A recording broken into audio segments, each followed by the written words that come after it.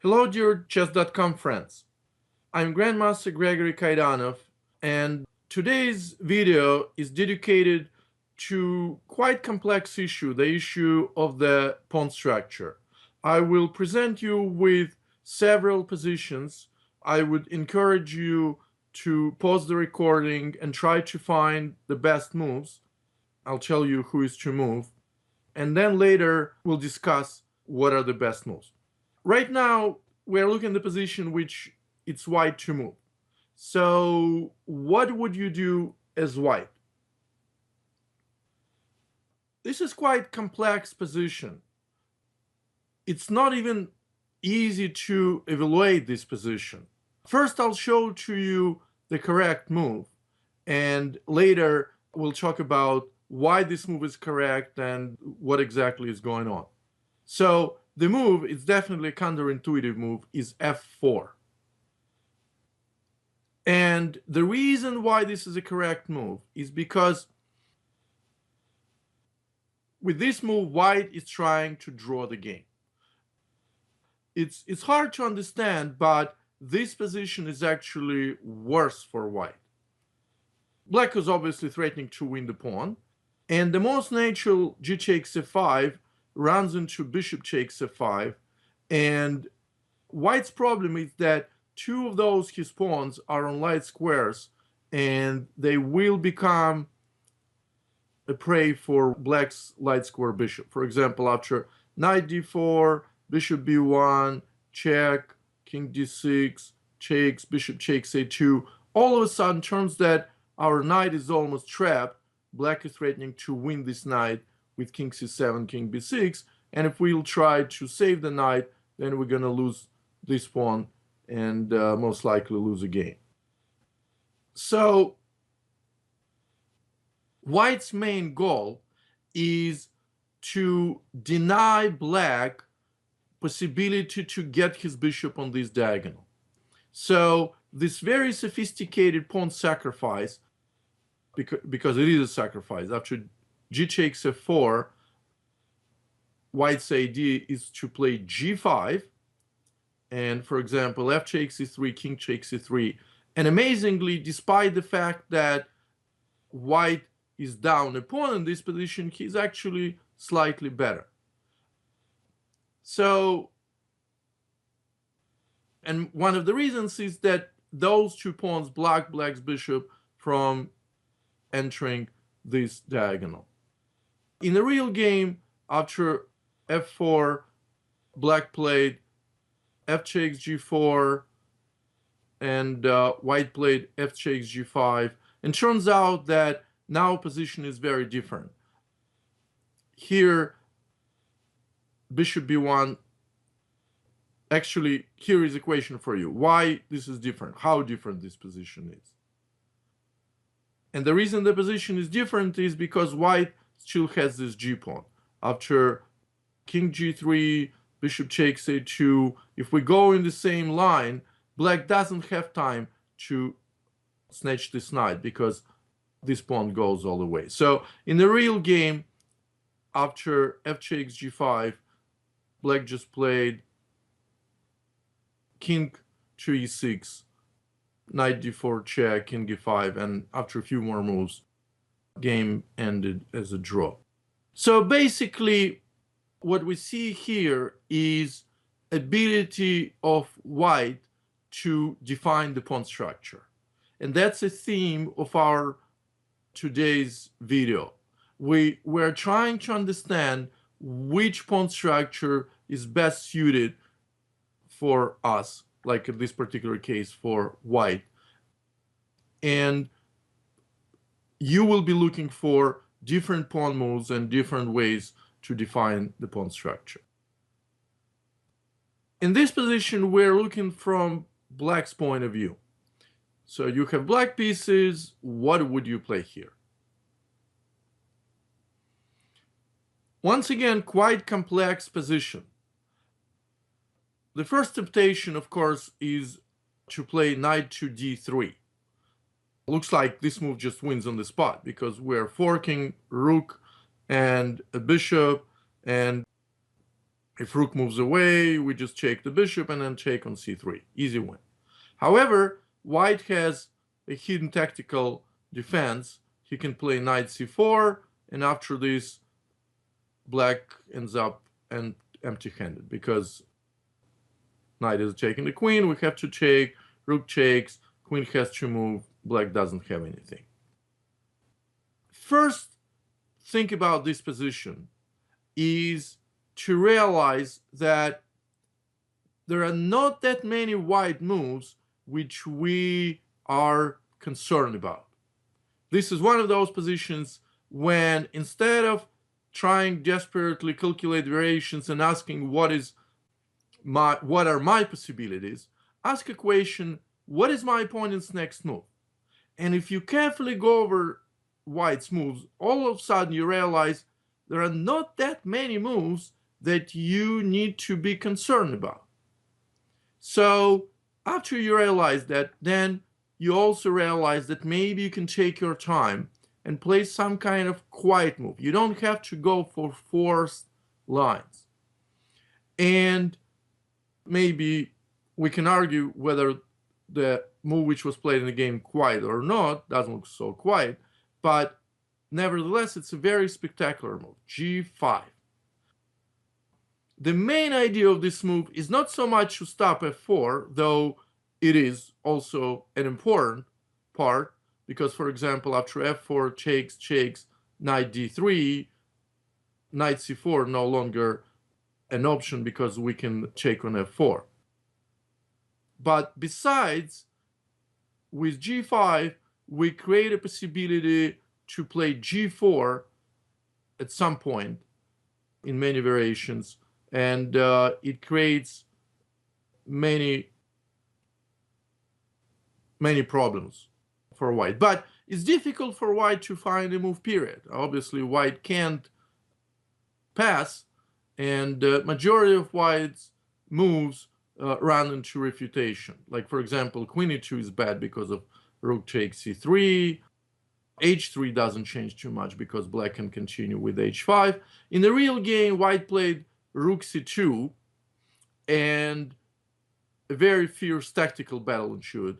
So black played rook takes a2, white played knight d5, spectacular tactical shot, attacking the queen and the rook on c8, and black went for the queen sacrifice, which turned to be very strong. Rook takes b2, queen e2, and now white is completely tied down along the second rank, and this g5 move turned to be extremely useful. Black plays g4, undermining white's pawn structure, and after f4, knight takes e4, white position is lost. After knight f1, knight takes d2, knight takes d2, knight f3, black is going to win this knight, and with the rook and 2 pieces for the queen, white is completely lost. Next position is from black's point of view, and this is grandmaster type approach, which grandmaster type problem, which we're gonna address here. In my opinion, this is very instructional position, and it's definitely not easy to understand it. Black's position is clearly worse. Whatever you do, your position is worse. You have this weak pawn on c6. If you, for example, play c5, you're going to lose the pawn on d5. After pawn checks, rook d8, you simply lose pawn on d5. Though even after that, black still has some chances for a draw. But in any case, actually, yeah, this is a problem. The same thing, rook a5 maybe, c5, dc5, bishop c5, and then rook a5. In any case, you lose the pawn on d5. So basically, you reduce to passivity, and in this type of situation, it's hard to understand what to do at all. However, the strongest move in this position is h5. So this is all about two weaknesses. You probably heard the theory of two weaknesses. So you've got this one weakness, and usually when you have one weakness, you more or less can defend it. And so if black plays h5, white's position remains a little bit better, but black should be able eventually draw the game. In the real game, black played king to f6. Also a very logical move, doesn't seem like there is a big difference. And now white played g4. I would even give double exclamation mark to this move. And the idea is that you fix this pawn on h7, and therefore you create a second weakness for black.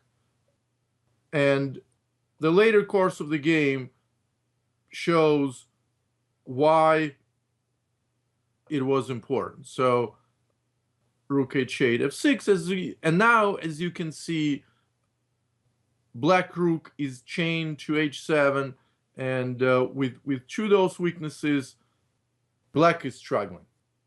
White won the game. It took him more than 20 moves from this position, but he eventually won the game in a very nice fashion. You can find this game in database. This is game between Kotov and Pachman, Venice 1915. In this position, it's white to move. And after previous example, it's maybe a little bit easier for you to find the correct move for white. Though the idea here is a little bit different compared to the previous position, still the same move applies. The correct move for white here is g4. And the main idea of this move, unlike in the previous position, in the previous position, the idea of g4 was to fix the pawn on h6 as a weakness. Here, the idea of g4 is just to get a little bit more space. In the game, so basically after g4, you can play g3, king g2. White has one weakness on c2. There is not much black can do with this weakness. White is doing completely fine. In the game, white played king f1, and black played h5. No longer white can play g4, and now it's black who will be able to play g5, g4, which he did. And in few moves, white's position became very, very passive. King comes on f5, pawn comes on g4, bishop comes on d4, and later turns out actually that the second weakness is a pawn on g2, because eventually black played rook g1 because knight had to move away, and black won the pawn on g2. So you can see the similarity between this position and the previous one. Once again, the pawn structure, and once again, the same g4 moves, though the ideas are a little bit different. In this position, it's black to move. And here, maybe this one is a little bit easier than some of the previous ones.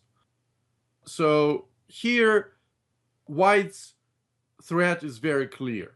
White would like to play f5 and open f-file. Black king is clearly in danger. It's in the center, has nowhere to go. So black has to stop f5, and the best way to do it is simply to play f5 himself.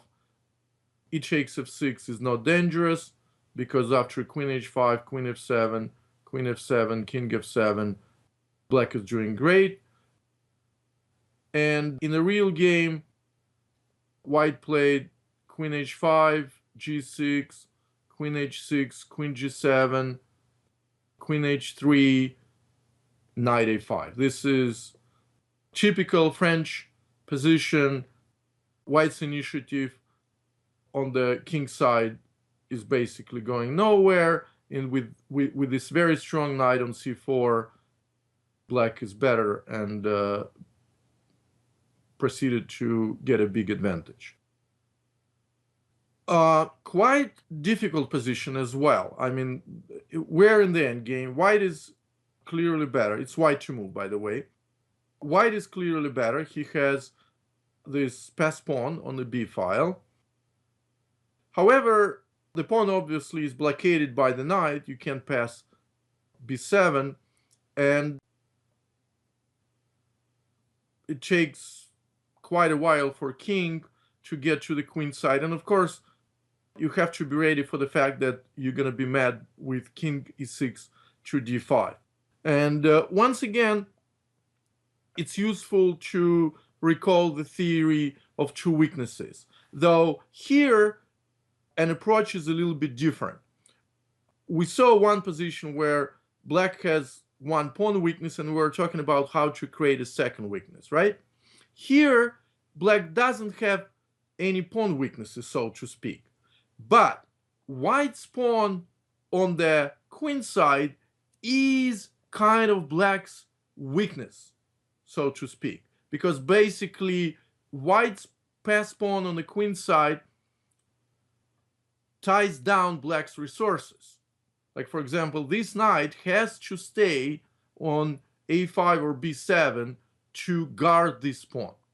So white's goal is to create a second weakness on the king side. And if white doesn't do that, let's say white plays something like king f2, very natural move. Black is going to play g6. The idea of this move is that after this, we don't need to worry about bishop f8. With the pawn on g7, white wins a pawn and gets a winning position. But now, this is not the case. h5, and black should be able to survive here. So the answer is a very subtle move, h4. The idea of this move is to play h5 and to fix at least one of black's pawns on dark square. So the game continued with g6, h5, takes, king f6, b6, knight b7, bishop f8, king g5, bishop g7, king takes h5, bishop takes e5. Now another pawn is a weakness. Black played king g5, king f2, king f5, bishop g7, h5, king g2. So black's problem is that his king is tied down to two of those pawns, and with maneuvers of both bishop and a king, white is able to win one of black's two pawns.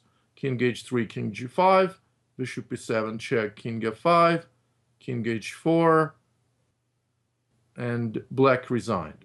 After king g6, bishop g5, he's going to lose this pawn, and white should be able to win it with too many problems.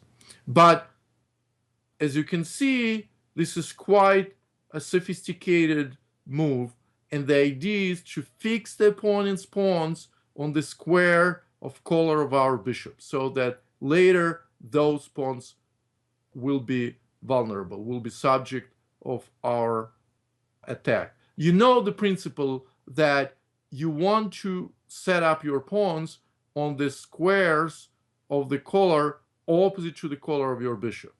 And one of the reasons you want to do that, because when you do, like if you look at this position, your pawns are on light squares. And what does it usually mean? It usually means that the opponent's pawns are fixed on dark squares, and those pawns become an easy target for our bishop. So hopefully going over those examples allowed you to improve your understanding about the pawn structure. Pawn structure is a very difficult subject. I would say that if we will make comparison to math, it's maybe calculus of chess. This is something that you usually master after you reach a certain level.